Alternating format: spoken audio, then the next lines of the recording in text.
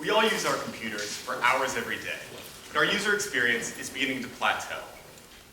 With computer companies like Apple and Dell releasing resolution screens higher than our eyes can even see, and adding audio that is lifelike and high fidelity, we have a great user experience.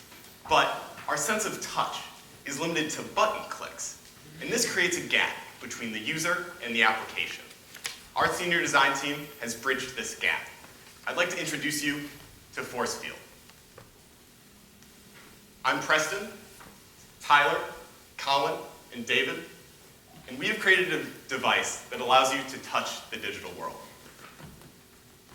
Our device functions most simply as follows. The user holds on to that black knob you see. They are able to move this knob freely and effortlessly around our workspace. The position of that knob corresponds to the position of the mouse on a computer screen. We have 4 wires which pull with variable tensions on this knob. This transmits a force of any net force vector in any direction and of any magnitude up to 5 newtons to the user. This allows us to do a lot of different things. For instance, we have used it to create applications for medical rehabilitation, education, and gaming. And the response has been overwhelmingly positive. We've even made a few grown men giggle. I'd like to pass it over to Tyler to talk about our design approach and objectives. Thank you, Preston. So, when we were designing our device, we had 3 main objectives in mind. First of all, it had to be fast. And what we mean by that is that a position change of the end effector had to result in a corresponding force fast enough so that the latency would not interfere with the user's experience. Next, it needed to be strong. We needed to have a high enough force output so we could accurately represent things like bouncing into virtual walls or off of rigid objects. Finally, to work as a mouse, we needed to have a competitive amount of positional accuracy so that we could still reach every pixel within the screen. With those goals in mind, I'll now walk everyone through our system block diagram, starting in the upper left-hand corner with human input. As Preston mentioned, human input for our device primarily means moving the end effector knob throughout the workspace. The end effector is attached to 4 different cables, which, when moved around, will pull in and out from the 4 corners of the device and these caster pulleys that you see here.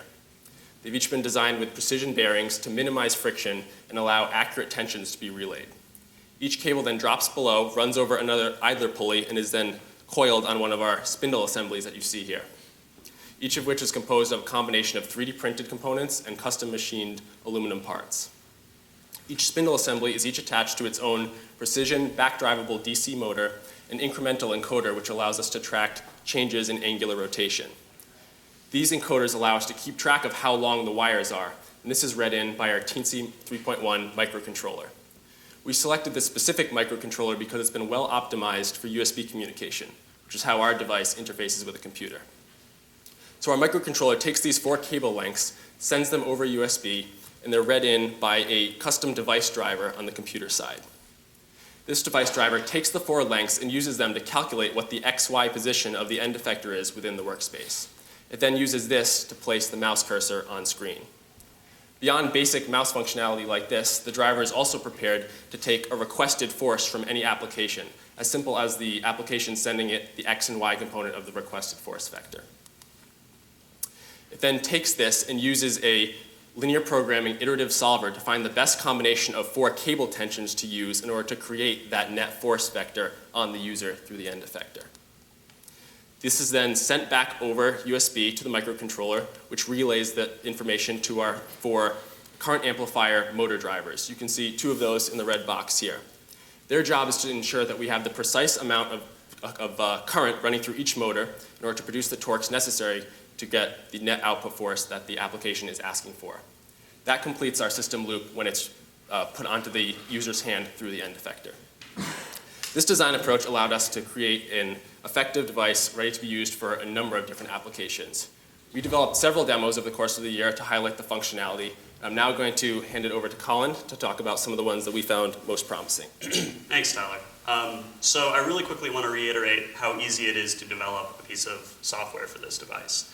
I mean, in 2 or 3 lines of code, you essentially can have that application force ready and ready to send input to our device. But I'm going to walk through 3 applications that we found particularly compelling with our device as well as compatible with our cost of around $1,600 for us to develop. So the first is in the medical world, in particular fine motor skill rehabilitation. Fine motor skill rehabilitation is required after someone has a stroke or maybe damage to their arm or hand. The traditional ways of rehabilitating are, on one side, the low-tech approach, which is something like a ball of clay that someone kneads with their hand, or some of these physical devices you can see up on the screen. Since ours is connected to a computer, we have a couple advantages over this. One, we can collect data on the patient and get a really good sense of how they're progressing, as well as what their particular problem is. This could be a great tool for a doctor. There's also some high-tech devices in this set of medical devices. Here's one pictured up here. They're pretty complex electromechanical systems. Ours is more appealing than these, I think, because of price point and portability. This cost the clinic that bought it about $100,000, which you can imagine is a pretty steep cost. It also weighs 600 pounds. Ours is run on a tabletop, and it's just a simple USB plug into a computer. And someone can plug it into just their computer and start using it if they have the applications installed. So those are kind of our benefits over, we think, the two major areas of fine motor skill rehabilitation. Our second set of applications is in education. We found that our device is really good at conveying concepts in mathematics and physics. So up here you can see one of our demo applications called Forcefield, named after our device. You can see positive and negative point charges, blue being positive, red being negative. And you can see the electric field coming off these point charges. That's the black arrows. Not only does the user feel or see these black arrows, but they can actually feel the forces as they move through the area, through the space. We found that this is really helpful for people to get a really intuitive sense of inverse square law and Coulomb's law in particular. You can see kind of as he passes this positive charge right here, it kind of gets slung through by the force. So our last set of applications is in gaming and virtual reality. You can see Angry Birds up here. So one of our demo applications was actually Irate Avians, which is like a really, really sad knockoff of Angry Birds. But essentially, when you pulled back the catapult, you could feel the tension force. We found a lot of people found this very immersive, and it really added like a really cool angle to the game, I think. People got a really good sense of the magnitude they had on the catapult. Also, virtual reality. I mean, this is very flavor of the month right now with the Oculus Rift coming out, making visual immersion really huge. Also, you have surround sound headsets that make audio very immersive. Touch has yet again been kind of neglected though, so we see our device as a means to get that sense of touch into the virtual reality world, which is getting so convincing these days. Now I'm going to pass it over to David to talk a little bit about a cost breakdown of our device. Thanks, Colin. So, as Colin alluded to, the $1,600 cost of our device is mostly driven by our motors and encoders. So when we set out to purchase our motors, we had three main requirements in mind. We needed high torque precision in order to resolve exact force vectors. We needed high torque output in order to simulate rigid bodies and collisions with objects. And we needed the motor to have no gearbox in order to avoid the inherent static friction, which would prevent a user from moving the end effector about freely. These criteria led us to the Maxon motors that we have today, which cost just under $1,300 with their integrated encoders. We believe that in future prototypes, though, we will be able to use more economical motors that still meet these criteria without sacrificing any performance. Other costs pale in comparison to the motors. Our frame is mostly constructed out of laser-cut sheet goods and 3D printed parts, which were readily available to us, and the electronic components are relatively inexpensive.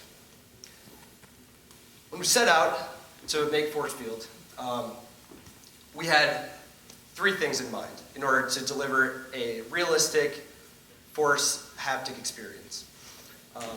Those are speed, strength, and accuracy. And we achieved all three. So the speed of the system loop, which is the amount of time it takes for a movement in position to result in a change in force, is between 25 and 50 hertz. And at this speed, the user feels no latency.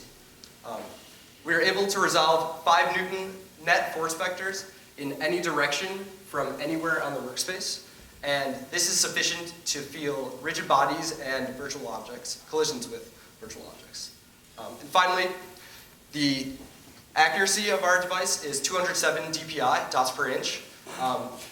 If Forcefield is to act as a computer mouse, it needs to have high position resolution.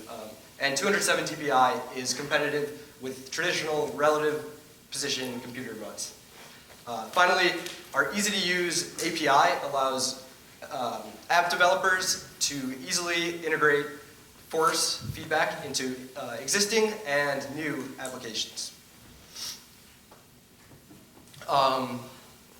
So all these things combine to deliver an incredible user experience.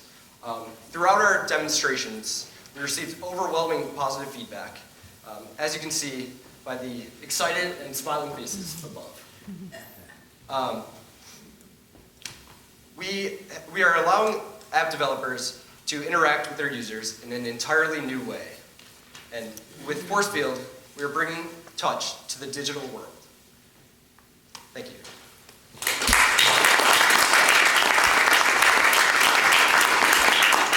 We'd like to thank our project advisors, the Detkin staff, Professor Laker and Michael Gans. Now we'd like to open it up to questions. Did you have any issues with durability or people breaking it if they pull too hard? So we have a minimum tension on each of the 4 wires, which allows them to spool, even if you're moving the end effector around as fast as you can. We've had kids play with it, and I'm sure you know a kid can break anything. So we did a good job designing it originally in the beginning, and Tyler took good care of it. In your cost breakdown, there was no estimate on a case. I mean, if you were going to sell this, you've got to package this with some kind of, Apple-wide look to it. Yes. And have you thought about that and what the cost might add to your product? Yeah, definitely.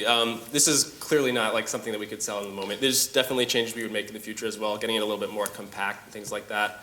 The cost of the kind of the peripheral things like the case and stuff like that, as we talked about, will probably be relatively minimal compared to the high expensive components like the motors. I think especially with economies of scale and things like that, it would end up somewhere around the same price, which we still think is competitive in our use cases as Colin talked about. The other things are like orders of magnitude more expensive generally. And like a final version of this product would feature an anodized like aluminum shell. Right. Yes.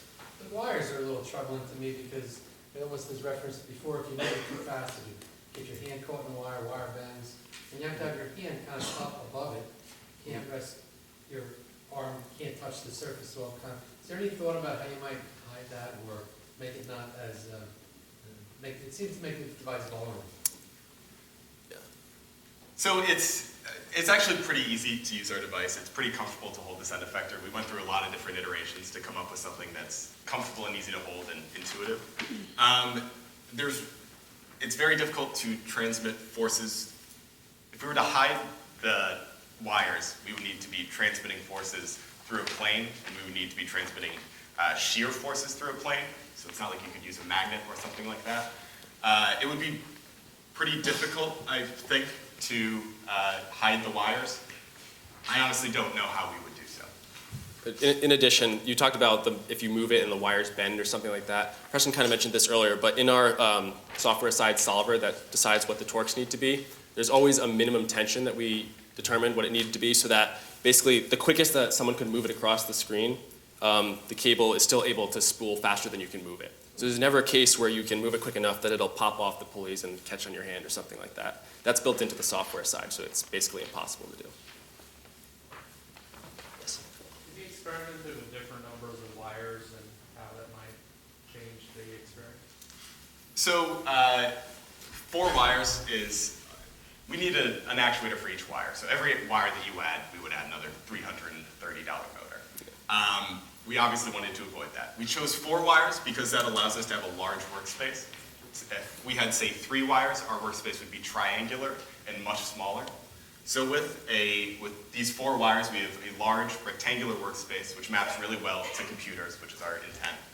And It gives us great force resolution and allows us to resolve any force in our workspace. Yes. Have you thought about scaling this up to 3 dimensions? Yeah. So in order to do that, we basically just need a set of these like caster pulleys and motors and everything like up here. And we have thought about it, and it would just require a bit more work. But it is definitely It's possible. definitely possible, yeah. Yeah, and actually the computer, like the mathematical part of it, like extending the model to 4 more wires is pretty trivial, actually. I mean, I think we could probably get that done pretty quick if the physical design was. So. Thank you. Thanks.